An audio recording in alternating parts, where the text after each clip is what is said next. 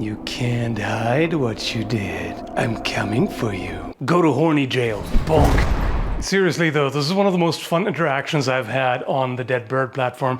There is an artist by the name of Ironlily who draws sort of anime-styled characters with exceptionally realistic, historically accurate armor. I'm going to be linking the page in the description below. Check it out. Not sponsored, by the way. And I've also asked for permission to show these pictures in this video because I think it's more important than ever to respect artists and credit them appropriately in what are considered basically the age of industrial art theft. All right, so onto the spicy bits. It's a meme post about the whole armor plus nudity trope in fantasy. It's very tastefully done. You can tell that there's some nudity, supposedly, unless there's stickers on the nips or whatever, which in my book doesn't really make a significant difference anyway. When I first saw this, I had conflicting emotions, let's put it that way, and this was my response. And the best thing was the response to that. This cracked me up good when I first saw it. Well played. What exactly are we talking about here? What's the problem? Or is there a problem? Obviously not. And generally I want artists to create whatever they feel like. If it doesn't happen to be my thing, I don't have to look at it. Either way, I like this art. It's very well drawn with a lot of skill behind it, obviously. Plenty of detail. I have somewhat mixed feelings about the art style's faces because they look awfully young. But on the other hand, there's something about the contrast between this cutesified art style and then the highly realistic arms and armor. I don't think I've seen it quite like that before. That all being said, it's overthinking time. All right, so partial armor. The entire torso is uncovered. And the question being raised here is, how big of a deal is that really if the rest is armored and, you know, with a certain stance, you don't really expose that all that much because, you know, you're showing your side mainly, you're showing your armored limbs and all that. And of course, the opponent has to deal with a polearm, which is not that easy anyway. And regardless of how serious the argument is meant, even if it's just a meme post for fun, I can respect the attempt to justify this. How well does the justification work? Well, we can think about it in terms of anything is better than nothing. Even if I protect just one arm, that's better than nothing, especially with a single-handed sword and a fighting style that favors one leg forward. So if I fight with my right and I keep my right leg forward and I use, you know, advancing and retreating steps without passing, then I can keep the right arm forward the entire time while keeping the left completely out of the way so I don't have to worry about that, and I can take some hits here. If both arms are armored and you have good gauntlets, it makes fighting with a polearm a lot safer. But of course, with a polearm, you do take passing steps. It would be pretty awkward to only stay on one side and try to fight this way. There's a lot of passing steps involved.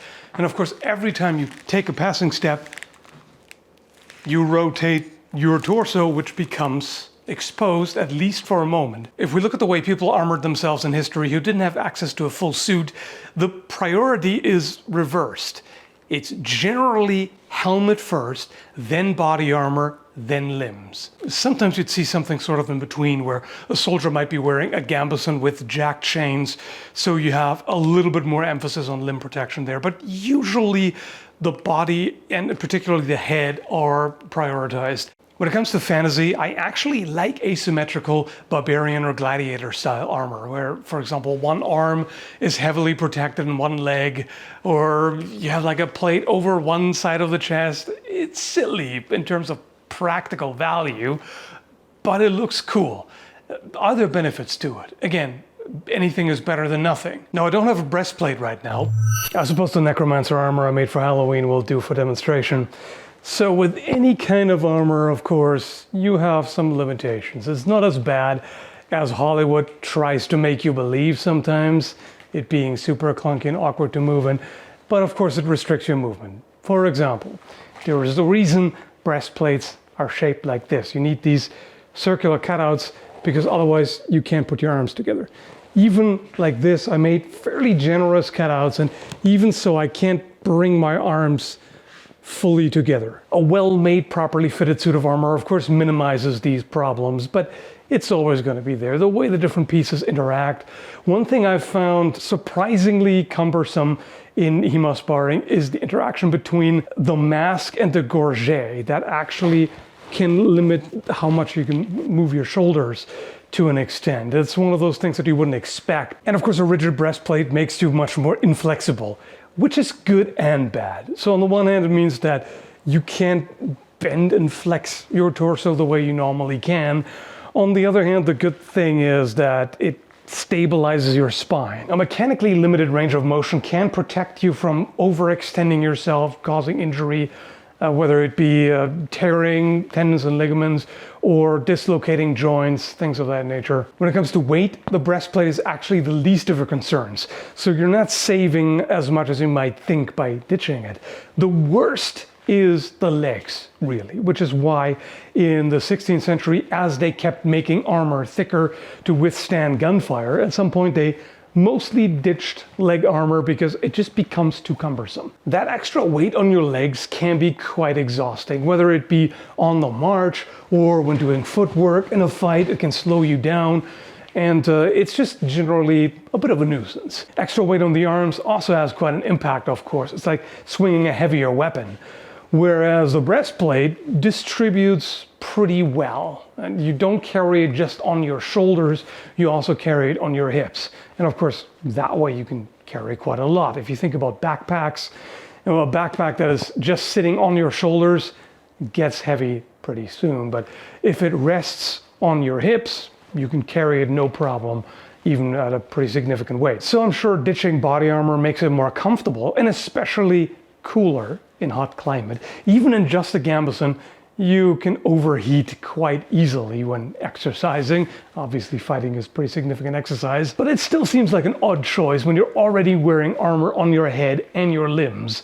You're not really saving all that much if you deal with this to begin with. The attention to detail here is impressive, actually. Despite the odd choice to leave the torso uncovered, there is still padding under the armor.